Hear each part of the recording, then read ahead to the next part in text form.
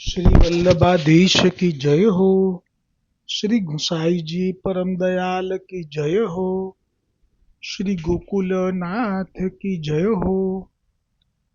श्री गुसाई जी प्रभुए श्री महाप्रभुजी વલ્લભાચાર્યજીના 108 નામ સર્વોત્તમ સ્ત્રોત્રમાં પ્રગટ કર્યા છે. આપે મહાત્મા ગાયું છે સ્વયં શ્રી મુખે કે જે કોઈ પણ વૈષ્ણવ સર્વોત્તમ સ્તોત્રનો પાઠ કરશે તેના ભક્તિ આડે આવતા પ્રતિબંધોનો નાશ થશે અને શ્રી કૃષ્ણ અધરામૃત નિશ્ચય નિસંશય પ્રાપ્ત થશે.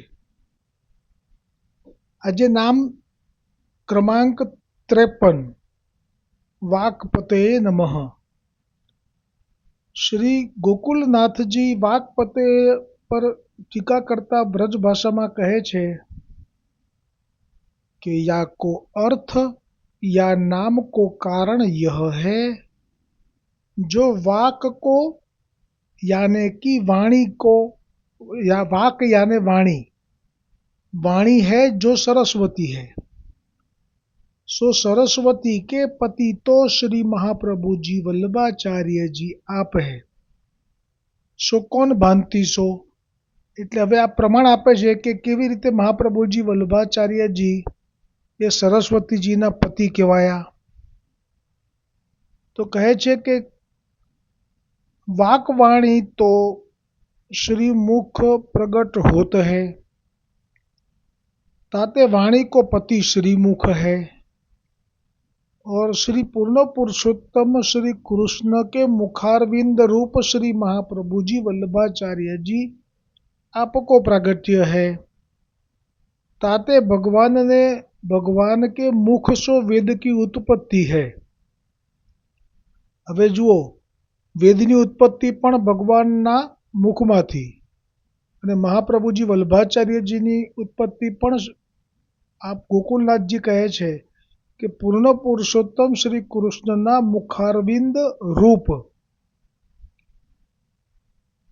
અને જે કહ્યું કે ભગવાન વેદ है जो उत्पत्ति भगवान के मुख सो भगवद वाक्य है એટલે કે વેદ ભગવાનનું મુખમાંથી પ્રગટ થયેલું વાક્ય છે.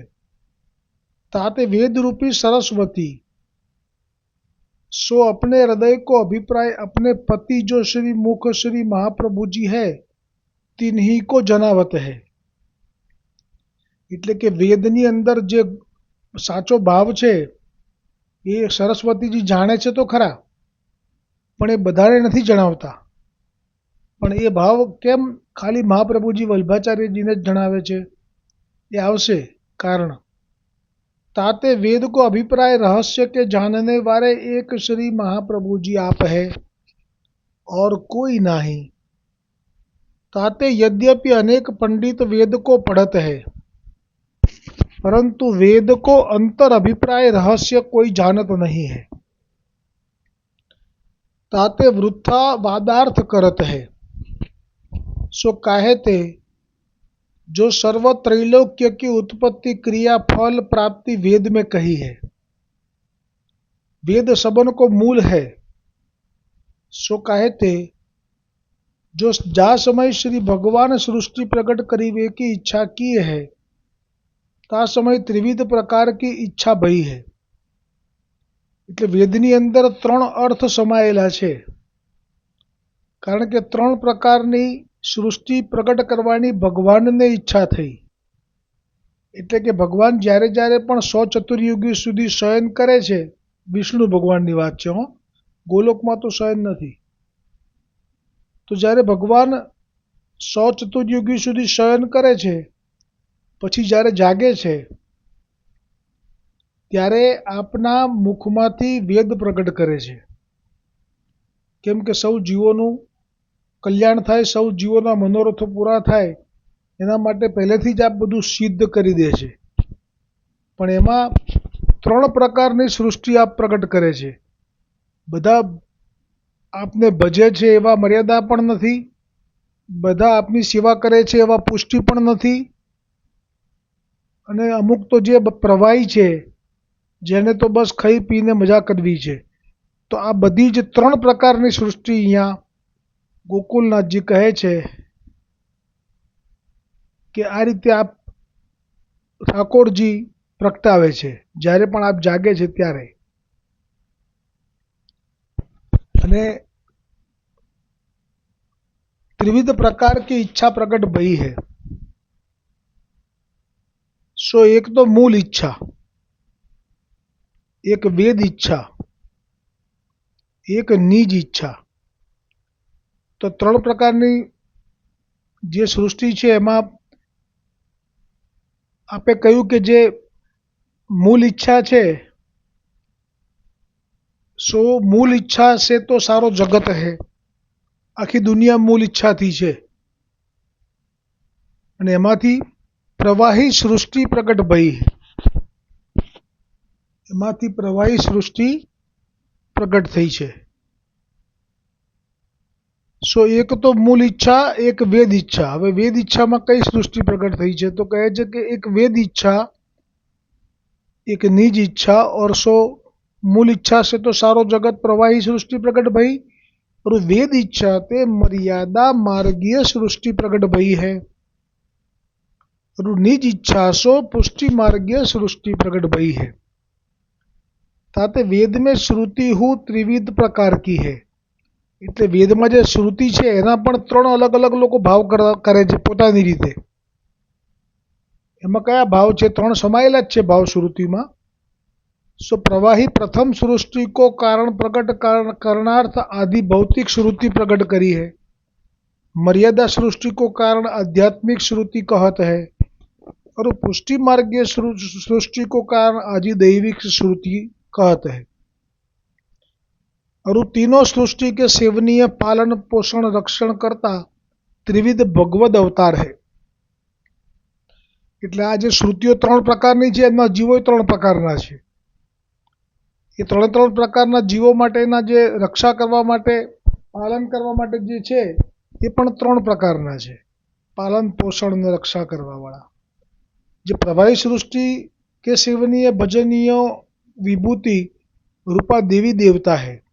એટલે દેવી દેવતા એ આપનામાં જ અંશમાંથી જ બધા પ્રગટ થયેલા છે પણ એમને આજ્ઞા કરેલી છે કે જે આ પ્રવાહી સૃષ્ટિ છે એ તમારું યજ્ઞ કરે, ભજન કરે, તમારા મંત્રથી તમે આહ્વાન કરે તો તમારે ફળ આપવાનું જે માગે यथायोग्य। और मर्यादा मार्गीय सृष्टि के सेवनीय भजनीय आध्यात्मिक भगवद अवतार है। तो मर्यादा मार्गीओ ने देवी देवताओं थी कोई संबंध नहीं केम के एमने तो भगवान ने भजवा है। एमने पेला प्रवाहीनी जेम भोग नहीं भोगववा એટલે એમના માટે ભગવદ અવતાર એટલે પૂર્ણ પુરુષોત્તમમાં જે અવતાર પ્રગટ થાય છે ભગવાન વિષ્ણુ, રામચંદ્રજી, નરનારાયણ, वामन ए रीते ए एमनाथी एमनु पोषण रक्षा पोषण थाय छे। और पुष्टि सृष्टि के सेवनीय भजनीय अधिदैविक श्री पूर्ण पुरुषोत्तम श्री कृष्ण जी है। अने जे त्रीजी सृष्टि छे ए जे निज सृष्टि निज इच्छा थी प्रकट थयेली छे एनु रक्षा पोषण बधु श्री कृष्ण स्वयं करे छे। ताते प्रवाही सृष्टि के जो परिभाषात समय पर फलरूप स्वर्ग लोक की प्राप्ति है। એટલે જે જગત મૂળ ઈચ્છાથી પ્રગટ થયું છે જે પ્રવાહી સૃષ્ટિ જે છે એ બધાનું મન સ્વર્ગ લોક તરફ છે એટલે કે સ્વર્ગના જે સુખો છે એ ભોગવવા એટલું જ એમનું લક્ષ્ય છે ને ભૂતલ ઉપર પણ એવા જ સુખ ભોગવવા માટેના પ્રયત્નો કર્યા કરે છે। પછી જે મર્યાદા માર્ગીય સૃષ્ટિ છે એમનું લક્ષ્ય અક્ષરધામ છે વૈકુંઠ એટલે વૈકુંઠ ધામની જ્યાં લક્ષ્મી નારાયણ નિવાસ કરે છે એટલે વિષ્ણુ ભગવાનના ચરણોની ભક્તિ માટે થઈને રાત દિવસ પ્રયત્ન કરી અને ભજે છે।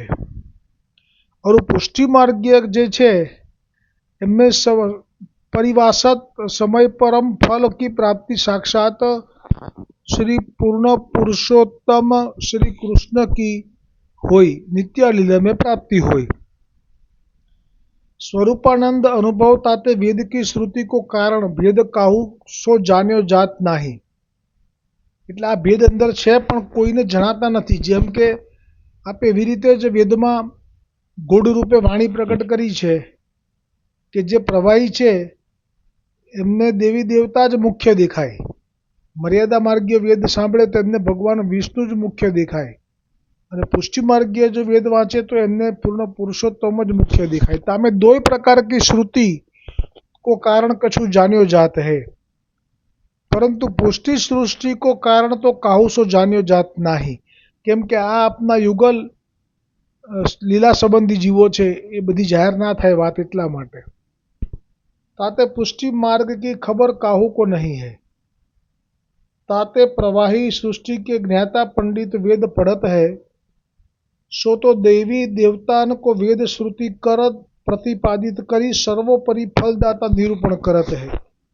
એટલે જો પ્રવાહી જીવનો જો કોઈ પંડિત હોય તો એ જ્યારે વેદનો અર્થ કરે તો એમ જ કે દેવી દેવતાથી ઉપર કશું નથી.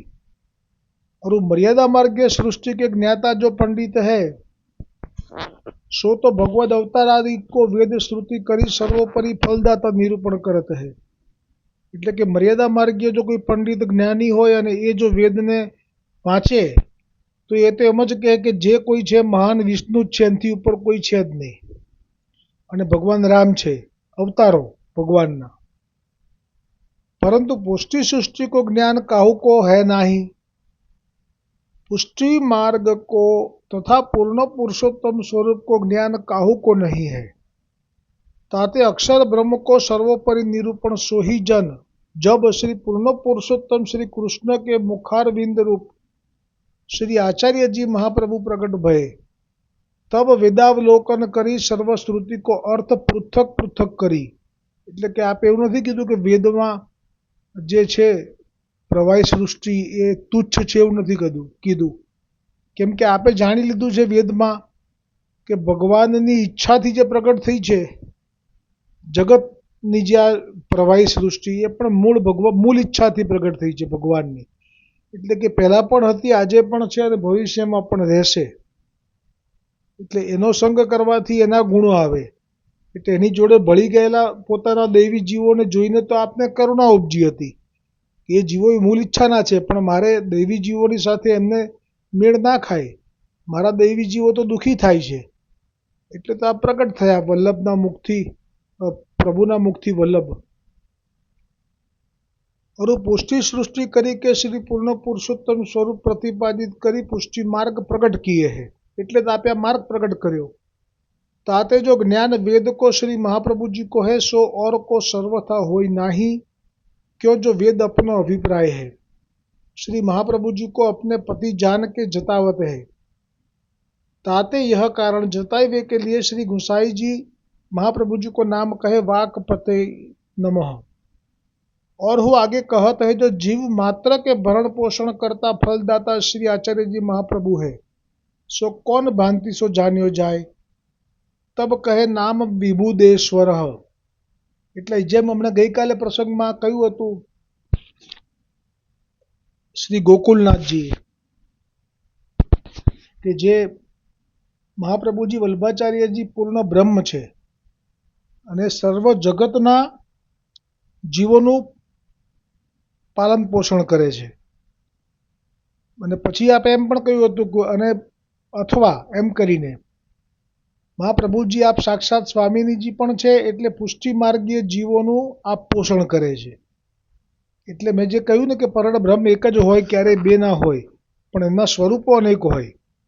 પરળ બ્રહ્મ એક જ સ્વરૂપમાં પ્રગટ થાય એવું ના બને. એટલે આપ સ્વામિનીજી પણ છે, આપ શિવ પણ છે.